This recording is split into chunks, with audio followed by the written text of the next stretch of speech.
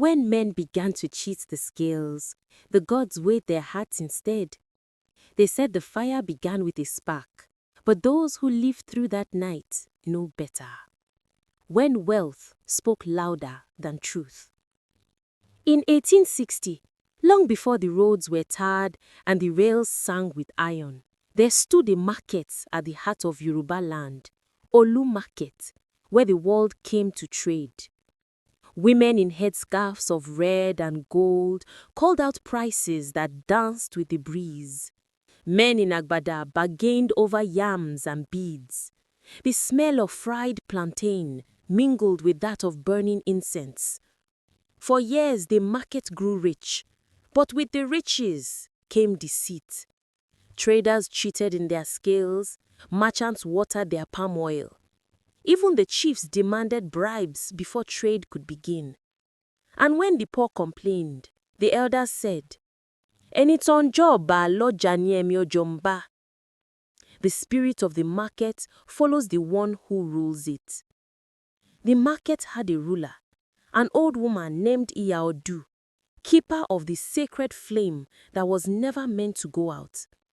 That flame, they said, was the spirit of Olu Market itself, a fire given by Ogun, god of iron and justice. But greed has a way of mocking the gods. One night, a group of traders, led by a man named Ajayi the Wealthy, crept into Iya Odu's hut. They whispered, "Why should an old woman guard what feeds no pockets? Let us divide her shrine and claim its power for ourselves." They took gold, melted bronze, and buried their guilt in silence. By dawn, the sacred fire was gone, and 3 days later, Olu Market burned. No one knew where the fire came from, but it spread like it had been waiting, swallowing stalls, beads, goats, cloths, and voices. The air turned to ash, the sky to smoke. Even the drums of the palace fell silent. Iya Odu was found at the edge of the market, clutching a burnt calabash, whispering one last thing before her breath faded. Fire does not burn what is pure, only what lies. Weeks passed, and the people began to rebuild. But though new roofs rose, the market felt hollow. No one laughed the same. No one trusted the other. Adewale, Iya Odu's apprentice, searched the ruins for answers. Beneath the ashes of her shrine, she found something strange. A blackened iron bowl, still warm. And when she touched it, she heard a faint voice whisper, "The market will burn again, until men trade in truth." Terrified, he ran to the chiefs, but they dismissed him.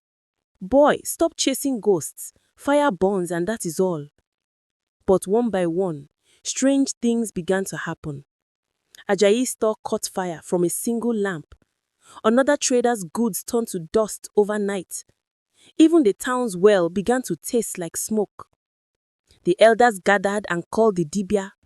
The priest said, "The fire of Olu Market was not born of carelessness. It was born of lies. The day the first dishonest scale was used, the flame began to breathe." And the people wept. Ajayi, now weak and trembling, confessed before the town. He fell on his knees and cried that he had stolen the sacred flame, that he had thought wealth could silence spirits. But spirits do not sleep. That night, Adewale lit a small fire in the market center, not of wood, but of truth. He said, "This fire will burn so long as men trade in honesty." And they say from that day on, Olu Market never burned. But every harmattan, when the wind is dry and the air smells of smoke, Yoruba elders still say, "Olu Market did not burn because of fire. It burned because of hearts."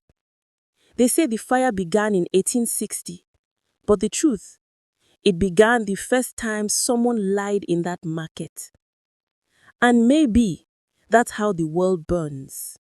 Not with flames, but with silence, when everyone knows the truth and nobody speaks. You've been listening to Moonlight Tales of Africa. If your heart has felt the fire tonight, let it glow. Like, share, and come again when the moon calls.